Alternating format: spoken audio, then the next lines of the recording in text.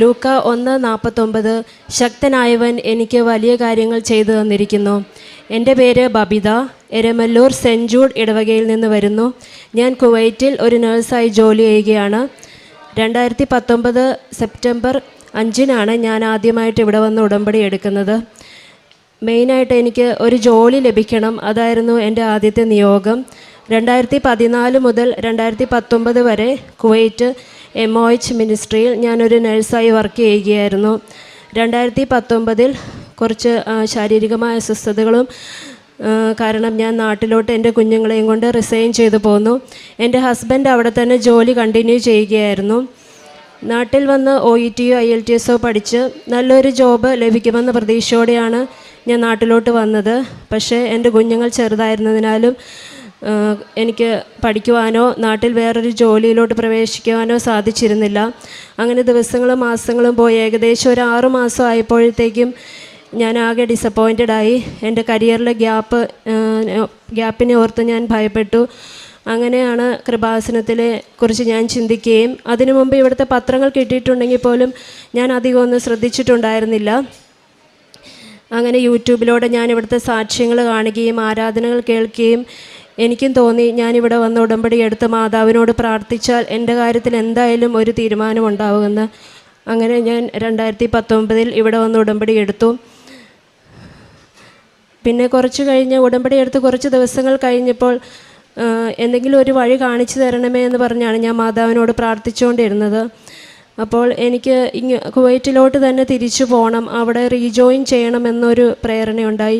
ഞാൻ പ്രാർത്ഥിക്കുമ്പോഴൊക്കെ മാതാവ് എന്നോട് അങ്ങനെ സംസാരിക്കുന്നതായിട്ട് എനിക്ക് തോന്നി. അപ്പം ഞാൻ എൻ്റെ ഹസ്ബൻഡിനോട് അത് പറഞ്ഞപ്പോൾ ഹസ്ബൻഡ് എന്നെ നിരുത്സാഹപ്പെടുത്തുകയാണ് ആദ്യം ചെയ്തത്. കാരണം ഞാൻ അവിടുന്ന് റിസൈൻ ചെയ്ത് പോന്നപ്പോൾ ഒട്ടും പ്രതീക്ഷിച്ചതല്ല തിരിച്ചങ്ങോട്ട് തന്നെ പോകുന്നതിനെ പറ്റി. പക്ഷേ എങ്കിലും ഞാൻ ദൈവഹിതമറിയാൻ വേണ്ടി പ്രാർത്ഥിച്ചുകൊണ്ടിരുന്നു. അങ്ങനെ പ്രാർത്ഥിച്ചുകൊണ്ടിരുന്ന ഒരാഴ്ച കഴിഞ്ഞപ്പോൾ എൻ്റെ ഒരു ബെസ്റ്റ് ഫ്രണ്ടും എന്നെ വിളിച്ച് ഇതേ ഒപ്പീനിയൻ തന്നെ പറഞ്ഞു. നിനക്കവിടെ റീജോയിൻ ചെയ്തുകൂടെ, കാരണം ഇങ്ങനെ ഇരുന്ന് കഴിഞ്ഞാൽ നിൻ്റെ ജോബിലൊരു ഗ്യാപ്പാവും, പിന്നെ അത് ഫ്യൂച്ചറിലോട്ടുള്ളൊരു പ്രശ്നം ഉണ്ടാവുമല്ലോ എന്നുള്ളത്. അങ്ങനെ ഞാൻ തിരിച്ചങ്ങോട്ട് തന്നെ പോകാമെന്ന് തീരുമാനിച്ചു. അങ്ങനെ പ്രാർത്ഥിച്ചൊരുങ്ങി എൻ്റെ ഹസ്ബൻഡും എനിക്കും മക്കൾക്കും വിസ എടുത്ത് ഞങ്ങൾ വീണ്ടും തിരിച്ച് കുവൈറ്റിൽ ചെന്നു. അവിടെ ചെന്ന് ഞാൻ റീജോയിനിങ്ങിന് അപ്ലൈ ചെയ്തു. പക്ഷേ ആദ്യമൊന്നും എനിക്കൊരു പോസിറ്റീവ് റെസ്പോൺസ് കിട്ടിയില്ല. കാരണം ആ സമയത്ത് അവിടെ ലോക്കൽ റിക്രൂട്ട്മെൻറ്റ് നടക്കുന്നുണ്ടായിരുന്നു പുതിയ സ്റ്റാഫിന് വേണ്ടിയിട്ടുള്ളത്. അപ്പം താൽക്കാലികമായിട്ട് അവർ റീജോയിനിങ് ക്ലോസ് ചെയ്ത് വെച്ചിരിക്കുമായിരുന്നു. അപ്പം ഞാൻ ആദ്യം മേട്ടൻ്റെ അടുത്ത് ചെന്ന് കഴിഞ്ഞപ്പോൾ എനിക്ക് മേട്ടനെ കാണാൻ സാധിച്ചില്ല. രണ്ടാമത് ഞാൻ പോയി. അപ്പോൾ അവിടുത്തെ നഴ്സിംഗ് ഡയറക്ടറിൻ്റെ സെക്രട്ടറി എന്നോട് പറഞ്ഞത് ഇപ്പോൾ റീജോയിനിങ് ഇല്ല എന്നാണ്. അങ്ങനെ ഞാൻ തിരിച്ചു വന്ന് ഇങ്ങനെ ഹസ്ബൻഡിനോട് സംസാരിച്ചപ്പോൾ ഹസ്ബൻഡ് പറഞ്ഞു സാരമില്ല, നാട്ടിലോട്ട് തന്നെ തിരിച്ചു പോവാം, അവിടെ ചെന്ന് എങ്ങനെയെങ്കിലും OET ഒക്കെ പഠിച്ച് ക്ലിയറായി വേറൊരു ജോലി നോക്കാമെന്നാണ്. പക്ഷേ ഒരാഴ്ച കൂടെ ഉണ്ടായിരുന്നു ഞങ്ങൾ നാട്ടിലോട്ട് തിരിച്ചു വരാൻ. അപ്പോൾ ഞാൻ പിന്നീട് ശക്തമായി എൻ്റെ പ്രാർത്ഥനയിൽ തീഷ്ണത ഞാൻ കൂട്ടി. കാശുരൂപം പിടിച്ച് ഞാൻ പ്രാർത്ഥിച്ചുകൊണ്ടേയിരുന്നു. ഞാൻ മാതാവിനോട് പറഞ്ഞു, മാതാവേ, നിൻ്റെ സന്നിധിയിൽ വന്ന് ആരെയും നീ ഉപേക്ഷിച്ചിട്ടില്ല, അതുകൊണ്ട് എനിക്ക് എന്തായാലും ഒരു ജോലി വേണം, തിരിച്ച് ഞാൻ എന്നെ വെറും കൈയോടെ നാട്ടിലോട്ട് പറഞ്ഞിടലേ എന്ന് ഞാൻ പ്രാർത്ഥിച്ചു. അങ്ങനെ 3-ാമത്തെ പ്രാവശ്യം ഞാൻ കാശുരൂപം പിടിച്ച് വിശ്വാസ പ്രമാണം ചൊല്ലിയാണ് മേട്ടൻ്റെ അടുത്ത് പോയത്. അന്ന് ആ സമയത്ത് എൻ്റെ ഹസ്ബൻഡ് ജോലിയിലായിരുന്നല്ല, എൻ്റെ കുഞ്ഞുങ്ങളും എന്നോടൊപ്പം ഉണ്ടായിരുന്നു. അപ്പം ഞാൻ പ്രതീക്ഷിച്ചാലും നന്നായി മേട്ടൻ എന്നോട് നന്നായിട്ട് സംസാരിച്ചു. എൻ്റെ കുഞ്ഞുങ്ങളെ എന്നെയൊക്കെ നോക്കിയിട്ട് പറഞ്ഞു, നിനക്ക് എന്തായാലും ഒരു ജോലി അത്യാവശ്യമാണെന്ന് എനിക്കറിയാം, കാരണം മക്കളുടെ പഠിപ്പും അവരെ വളർത്തിക്കൊണ്ട് വരുവാനൊക്കെ നിനക്ക് ജോലി ആവശ്യമാണെന്ന് എനിക്കറിയാം. പക്ഷേ ഈ ഒരു സാഹചര്യത്തിൽ എങ്ങനെയാണ് നിനക്ക് റീജോയിനിങ് ഇവിടെ ജോയിൻ ചെയ്യിപ്പിക്കുന്നതെന്ന് എനിക്ക് അറിഞ്ഞൂടാ. പക്ഷേ ഇവിടെ നാളെ ഒരു റിട്ടൺ ടെസ്റ്റും ഇൻ്റർവ്യൂ നടക്കുന്നുണ്ട്, നീ അത് വന്നൊന്ന് അറ്റൻഡ് ചെയ്യണം. അപ്പോൾ അതിന് പാസ്സാവുകയാണെങ്കിൽ എന്തായാലും നിനക്ക് ജോലി ഞാനിവിടെ ഉറപ്പ് തരാമെന്ന് പറഞ്ഞു. അങ്ങനെ ഞാൻ വീട്ടിൽ ചെന്ന് കഴിഞ്ഞാണെങ്കിൽ ആകെ ടെൻഷനായിരുന്നു. കാരണം എനിക്ക് പ്രിപ്പറേഷന് ഒട്ടും സമയമില്ല, എന്താ പഠിക്കേണ്ടതെന്നറിയില്ല. ഞാൻ 5 വർഷം എക്സ്പീരിയൻസ് ഉള്ള സ്റ്റാഫാണെങ്കിൽ, മിനിസ്ട്രിയിൽ തന്നെ എക്സ്പീരിയൻസ് ഉള്ള സ്റ്റാഫാണെങ്കിലും തിയററ്റിക്കലായിട്ട് എന്താ അവർ ചോദിക്കും, എങ്ങനെ അറ്റൻഡ് ചെയ്യും എന്നൊക്കെ ഉള്ള നല്ല ടെൻഷനുണ്ടായിരുന്നു. പക്ഷേ ഞാൻ പിറ്റേ ദിവസം എക്സാമിന് പോയപ്പം കാശുരൂപം മുറുകെ പിടിച്ചാണ് പോയത്. ഓരോ ക്വസ്റ്റ്യനും ഏകദേശം 30 ക്വസ്റ്റ്യൻ ഉണ്ടായിരുന്നു. ഓരോ ക്വസ്റ്റ്യനും ഞാൻ വിശ്വാസ പ്രമാണം ചൊല്ലി ആണ് അറ്റൻഡ് ചെയ്തത്. കാരണം ഏതാണ് ആൻസർ എന്നൊന്നും എനിക്ക് അറിഞ്ഞുകൂടാ. ഞാൻ മാതാവിനോട് ചോദിച്ച ഓരോ ക്വസ്റ്റ്യൻ ആൻസർ ചെയ്തു. അങ്ങനെ അവർ എക്സാം പാസ്സായി എന്നും പറഞ്ഞ് എന്നെ ഇൻ്റർവ്യൂവിന് വിളിച്ചു. അങ്ങനെ ഇൻ്റർവ്യൂവും പാസ്സായി. അങ്ങനെ മാതാവിൻ്റെ വലിയൊരു അനുഗ്രഹം കൊണ്ട് എനിക്ക് അധികം കഷ്ടപ്പെടാതെ അവിടെ തന്നെ ഒരു ജോലിയിലോട്ട് പ്രവേശിക്കാൻ, കോവിഡൊക്കെ വന്ന കാരണം കുറച്ച് ഡിലേ ആയെങ്കിൽ പോലും മാതാവ് എനിക്ക് അതിലും പഴയതിനേക്കാളും നല്ലൊരു ജോലി സ്ഥലവും സാഹചര്യങ്ങളൊക്കെ തന്ന് എന്നെ അനുഗ്രഹിച്ചു. ഇതുകൂടാതെ ഉടമ്പടി നേർച്ച വസ്തുക്കൾ എനിക്കും എൻ്റെ കുഞ്ഞുങ്ങൾക്കും എന്തെങ്കിലും ഒരു അസ്വസ്ഥതകളൊക്കെ വരുമ്പം എപ്പോഴും എടുത്ത് ഉപയോഗിക്കുകയും അതിലൊരുപാട് ആശ്വാസം കിട്ടുകയും ചെയ്യുന്നുണ്ട്. അതുപോലെ തന്നെ ലൈറ്റ് ക്യാൻഡിൽ പ്രെയറും എപ്പോഴും എന്തെങ്കിലും ഒരു ബുദ്ധിമുട്ട് വരുമ്പം ഞാൻ ആദ്യം ലൈറ്റ് ക്യാൻഡിൽ പ്രെയറാണ് ഇടുന്നത്. അങ്ങനെ ചെറുതും വലുതുമായിട്ട് ഒത്തിരി അനുഗ്രഹങ്ങൾ. കാരണം പണ്ടൊക്കെ എനിക്കൊരു വിഷമം ഉണ്ടാകുമ്പോൾ ഞാൻ പെട്ടെന്ന് തളർന്നു പോകുന്ന കൂട്ടത്തിലായിരുന്നു. പക്ഷേ ഇപ്പം എന്തെങ്കിലും ഒരു പ്രശ്നം വരുമ്പോൾ മാതാവുണ്ടല്ലോ, കൃപാസനം ഉണ്ടല്ലോ, അങ്ങനെ ഒരു ചിന്തയോടുകൂടി ലൈറ്റ് ക്യാൻഡിൽ പ്രെയർ പ്രാർത്ഥന ഇടും. അപ്പം തന്നെ മാതാവ് പ്രവർത്തിക്കും, എന്തെങ്കിലും ഒരു വഴി അതിനെ ഒരുക്കി തരും. അതുപോലെ തന്നെ പ്രേക്ഷിത പ്രവർത്തനമായിട്ട് എനിക്ക് നാട്ടിലിവിടെ വരുമ്പോൾ മാത്രമാണ് പത്രം വാങ്ങിക്കാനും അവിടെ കൊടുക്കുവാനൊക്കെ സാധിക്കുന്നത്. അത് മാക്സിമം ഞാൻ കൃപാസനത്തെക്കുറിച്ച് അറിയാത്തവരുടെ ഇടയിലോട്ട് കൊടുക്കാൻ ശ്രമിക്കാറുണ്ട്. കാരുണ്യപ്രവർത്തികളാണെങ്കിലും എനിക്ക് സാമ്പത്തികമായിട്ടാണ് കൂടുതലും സഹായിക്കാൻ സാധിക്കുന്നത്. നാട്ടിൽ വരുമ്പോൾ ഞാൻ മാക്സിമം ഇവിടെ രോഗികളെ കാണാനും അവർക്ക് വേണ്ട കാര്യങ്ങൾ ചെയ്യുവാനും ഒക്കെ ശ്രമിക്കുന്നുണ്ട്. ഇപ്പോഴാണെങ്കിലും എനിക്ക് അവധിയാണ്. അപ്പം വരും ദിവസങ്ങളിൽ ഒരുപാട് കാര്യങ്ങൾ ചെയ്യണമെന്ന് എൻ്റെ മനസ്സിൽ ആഗ്രഹമുണ്ട്. ദൈവം അതിന് സഹായിക്കുമെന്ന് വിശ്വസിക്കുന്നു.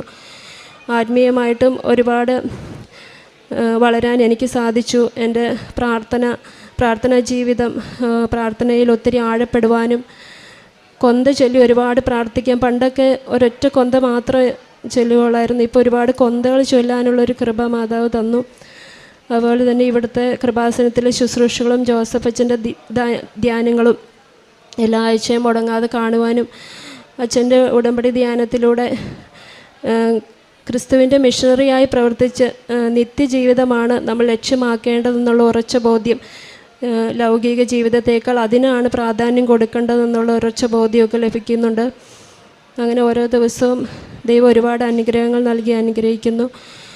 എനിക്കും എൻ്റെ കുടുംബത്തിനും ചെയ്ത എല്ലാ നന്മകൾക്കും അനുഗ്രഹങ്ങൾക്കും ദൈവപിതാവിനും തിരുക്കുമാരനും കൃപാസന മാതാവിനും 1000 നന്ദി അർപ്പിക്കുന്നു.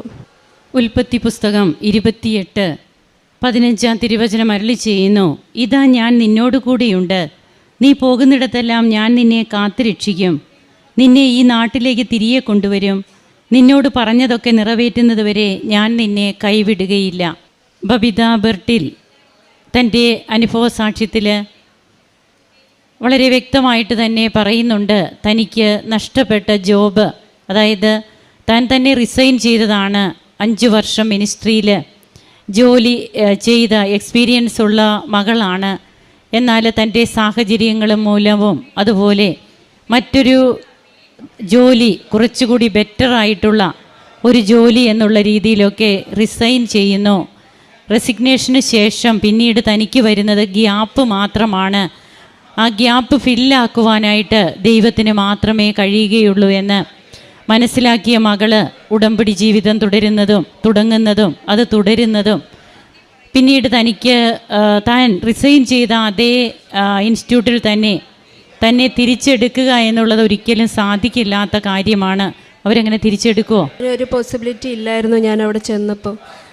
ആ ഒരു അവസ്ഥയിലാണ് ഈ മകള് പിന്നീട് അവിടെ വീണ്ടും ശ്രമിക്കുന്നതും. എന്തൊക്കെയാണ് അതിൻ്റെ ഇഷ്യൂസ്, എന്തൊക്കെയായിരുന്നു അതിലെ തടസ്സങ്ങൾ എന്തൊക്കെ, ഇതെല്ലാം വളരെ വ്യക്തമായിട്ട് ഈ മകൾ തന്നെ പങ്കുവെച്ചു കഴിഞ്ഞു. എന്നാൽ അമ്മയെ താൻ കൂടെ കൊണ്ടുപോവുകയാണ് ഇവിടുന്ന്. താൻ ഒറ്റയ്ക്കല്ല പോകുന്നത്, ദൈവത്തോടു കൂടിയുള്ള തൻ്റെ യാത്ര. നിൻ്റെ നാട്ടിലേക്ക് തന്നെ ഞാൻ നിന്നെ തിരികെ കൊണ്ടുവരുമെന്നാണ് വചനം പറയുന്നത്. തനിക്ക് നഷ്ടപ്പെട്ട തൻ്റെ ജോലി അതേ സ്ഥലത്ത് തന്നെ ലഭിക്കുവാനായിട്ട് ഈശോയുടെ കരം പിടിച്ച് അമ്മയെ കൂട്ടുപിടിച്ച് ഈ മകൾ പോകുന്നു. തടസ്സങ്ങളൊക്കെ എങ്ങനെയാണ് തരണം ചെയ്യുക, കാശ് രൂപവും മുറുകെ പിടിച്ച്.